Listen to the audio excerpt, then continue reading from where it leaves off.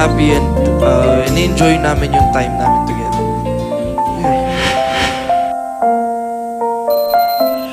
Last Sunday dito sa Star Talk, marami ang kinilig sa tila pag-amin na rin ni Elmo Magalona at Janine Gutierrez sa tunay na estado ng kanilang relasyon.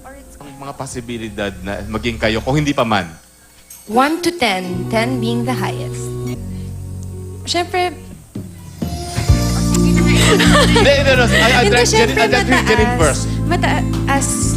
I mean, ayaw naman namin na pangunahan ng kahit ano kasi we're just enjoying our time together. So, ayun. Ito naman, 1 to 10 lang hinihingi ni Pauline eh. Mataas talaga. O Pauline, Pauline tuloy, Elmo. 1 to 10. 10. O, 10 na raw. O, sige, wait. Kasabay ng pagiging open ni Elmo at Janine sa nararamdaman nila para sa isa't isa. Naungkat din ang issue tungkol sa rumored girlfriend doon ni Elmo na si Lauren Young. Totoo nga bang may galit si Lauren kay Janine dahil ipinagpalit siya ni Elmo sa kanyang ka-love team sa Villa Quintana? Something like that. Janine's a very, she's very beautiful, she's smart, and she's a very classy lady. And I have no problem with her. I don't have problems with anyone. Unless she does something to me, but she's not doing anything to me.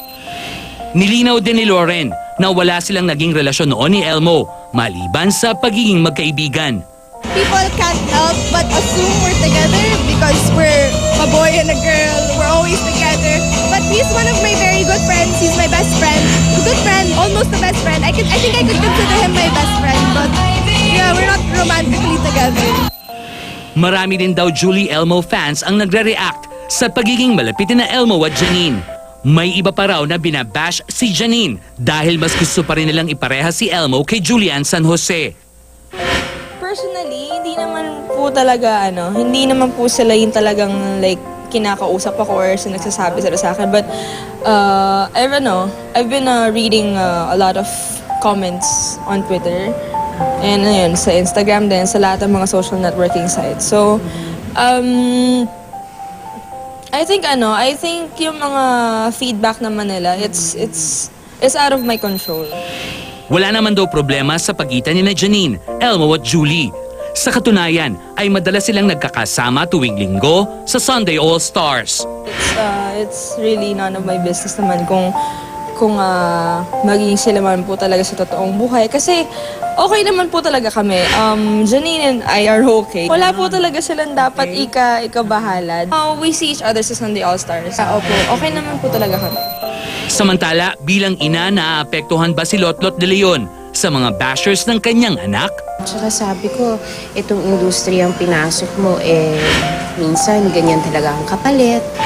Sabi ko, basta ikaw, nagtatrabaho ka, ginagawa mo ng maayos ang trabaho mo, wala kang tinatapakang ibang tao. Sabi ko, that's fine. Formal na bang naipakilala ni Janine si Elmo sa kanyang ina? Nandun niya si Janine sa bahay.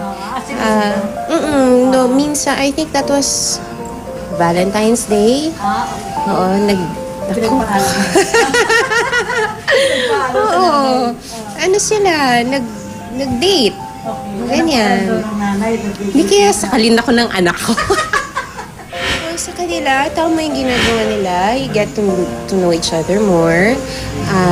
Enjoy each other's company. Kasi mga bata pa naman sila, hindi ba? So, talagang kung dadating sa punto na talagang magkakaseryosohan sila, ano naman ako doon hindi naman, kumbaga, desisyon nilang dalawa yon.